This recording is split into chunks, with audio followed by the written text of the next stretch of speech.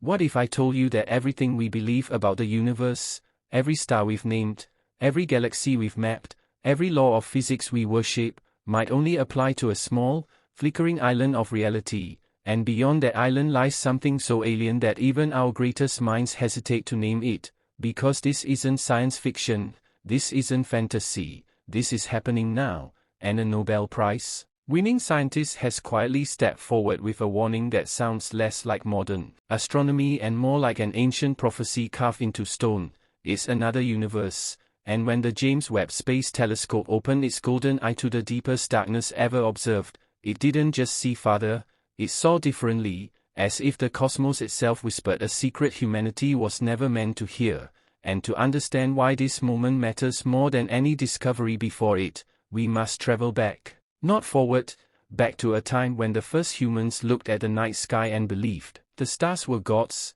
gates, and guardians, when Babylonian priests read fate in planetary motion, when Hindu sages spoke of countless universes breathing in and out like cosmic lungs, when ancient Greek philosophers debated whether reality was one or many, because long before telescopes, humanity sensed that the sky was not empty but layered, veiled, and alive, and now, thousands of years later, with mirrors forged to perfection and instruments cooled to near absolute zero, James Webb has begun peeling those veils away, and what it found is not comfortable, not simple, and not easy to explain, because instead of neat, young galaxies forming slowly after the Big Bang as our models predicted, Webb saw fully formed, massive galaxies existing shockingly early in cosmic time, galaxies so old, so heavy, and so structured that by all known rules they should not exist at all, like finding ancient empires buried beneath the first layer of soil on a newborn planet.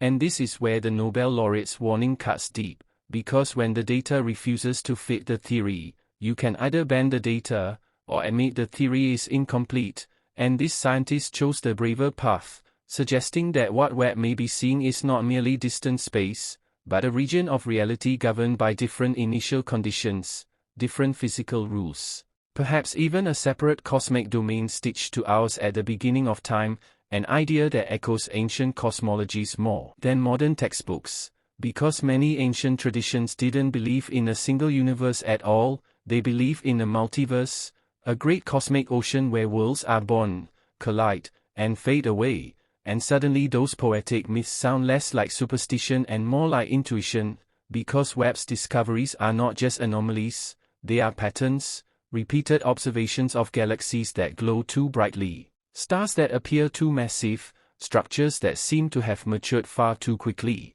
as if time itself moved differently there, and when physicists attempt to explain this, they are forced to reach for ideas once considered fringe, variable dark energy, early bursts of star formation beyond known limits, or even the possibility that we are seeing light leaking from regions that are not fully part of our universe at all, and imagine that for a moment, that space is not empty but bordered, that our universe is not infinite but adjacent, that beyond the darkness lies another realm, whose laws rhyme with ours but do not repeat them, just as ancient maps once showed the edge of the world marked with warnings of monsters and unknown seas, and this is why the Nobel winner's words carry weight. Because Nobel Prizes are not awarded for imagination, they are awarded for precision, skepticism, and evidence, and when someone of that caliber says another universe is on the table, it means the foundations are trembling, because if these observations hold, they don't just